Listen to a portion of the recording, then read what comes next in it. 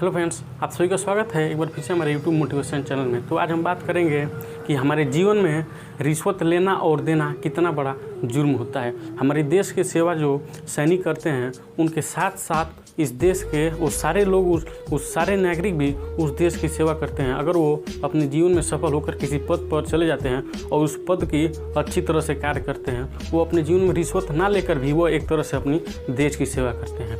हर एक देश की अपनी कोई ना कोई एक संस्कृति होती है, उसकी कोई आदर्श होती है। तो आज हम बात करेंगे कि रिश्वत लेना और रिश्वत लेने और रिश्वत देने की वजह से कैसे कोई भी देश जो होता है वो पीछे चला जा रहा है। खासकर जो है वो अपना देश भी इसके वजह से बहुत पीछे चला जा रहा है। एक बार की बात है कि जो मगध साम्राज्य के जो सेनापति थे वो किसी व्यक्तिगत कार्य की वजह से मिलने के लिए वो चाणक्य से पाटलिपुत्र गए हुए थे। लेकिन जो चाणक्य थे, शाम का समय था, वो गंगा तट के किनारे उनका कुटिया था और उसी कुटिया पर वो एक दीपक जलाकर कुछ लिख रहे थे। जैसे ही सेनापति उनसे मिलने के लिए उनके कुटिया में अंदर पहुँचे तो चाणक्य ने अपने सेवक को बुलाया और उनसे कहा कि यह दीपक ले जाएं और दूसरा दीपक जला कर ले आएँ। तो उनके सेवक ने क्या किया कि वो दीपक ले गए और दूसरा दीपक जलाकर वहाँ रख दिए।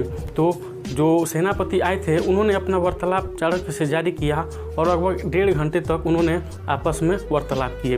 और जब वार्तालाप ख़त्म हो गया, यानी जब उन दोनों की जो डिस्कस था, जो बातें थी, जब वो पूरी तरह से ख़त्म हो गई, तब जो सेनापति थे वो चाणक्य से बोले कि महाराज, मैं समझ नहीं पाया कि जब मैं आपके पास आया तो आपने ये जलता हुआ दीपक को क्यों भिजवा दिया और उसी तरह से दीपक को क्यों मंगवाया। इसका पीछे का क्या कारण है, इसको मुझे अवश्य बताएं।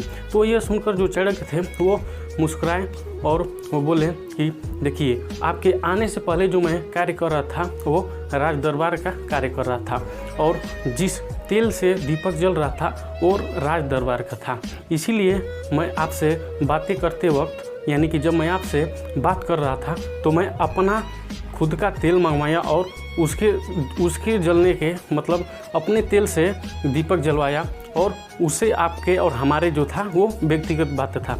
क्योंकि आप जो आए थे मुझसे एक व्यक्तिगत बात करने के लिए आए थे, इसीलिए एक व्यक्तिगत बात के लिए मैं राज दरबार का कोई भी नुकसान नहीं करता। मेरा उस पर कोई अधिकार नहीं है कि मैं किसी भी व्यक्तिगत कार्य के लिए मैं राज दरबार का कोई भी सामान नुकसान करूं। तो इस चाणक्य की नीति से अवश्य आपको समझ में आ गई होगी कि रिश्वत लेना और देना कितना बड़ा अपराध होता है। हमें अपने देश की कोई भी कार्य करते वक्त कोई भी रिश्वत नहीं लेनी चाहिए और साथ ही साथ हमको अपने देश की संस्कृति और आदर्शों का पालन करनी चाहिए।